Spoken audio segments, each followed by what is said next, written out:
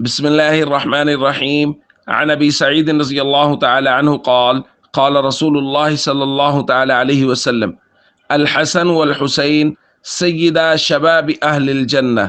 الحدیث رواہ احمد۔ نبی کریم صلی اللہ علیہ وسلم نے ارشاد فرمایا، حسن اور حسین یہ دونوں جنتی نوجوانوں کے سردار ہیں۔ دوستو، حسنین کریمین کے فضائل کا ذکر کیا جا رہا ہے۔ آپ غور کیجئے، یہ دو شہزادے وہ ہیں جن کو بالکل بچپن میں آقا صلی اللہ علیہ وسلم کی طرف سے نہ صرف جنت کی سند مل گئی بلکہ جنتی نوجوانوں کے سردار ہونے کی سند عنایت فرما دی گئی۔ لیکن اس کے باوجود آپ حسنین کریمین کی زندگیوں کو پڑھتے جائیے، فرائض ارکان اسلام، نوافل سنن و مستحبات، اخلاقیات، صدقات واجبہ نافلہ، ان کی زندگی بھرپور تھی اسلامی تمام تر اقدار کے ساتھ، اور ان کے مقابلے میں ہم 1400 سال بعد پیدا ہونے والے لوگ جن کی زندگی میں کوئی فضیلت نہیں ہے، ان کی حالت یہ ہے کہ وہ فرائض اور ارکان اسلام سے بھی غافل ہیں۔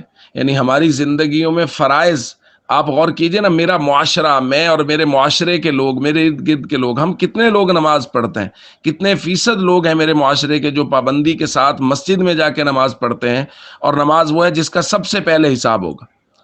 تو دوستو، حسنین کریمین سے محبت کا جو بنیادی تقاضا ہے وہ یہ ہے کہ ہم ان کی سیرت کو اپنائیں، ان کے کردار کو اپنائیں، اور دیکھیں کہ حسنین کریمین نے زندگی کیسے گزاری ہے۔ آقا صلی اللہ علیہ وسلم کے طریقے کے مطابق انہوں نے ساری زندگی گزاری، اور ہمیں یہ درس دے گئے کہ اگر سیدنا حسین رضی اللہ تعالیٰ عنہ کی کربلا کی وادیوں میں تمام تر مشکلات کے باوجود نماز نہیں گئی تو پھر یہ امتی کس منہ سے نماز چھوڑ کے حسنین کریمین کا دم بھرتا ہے اور ان کا نام لیتا ہے؟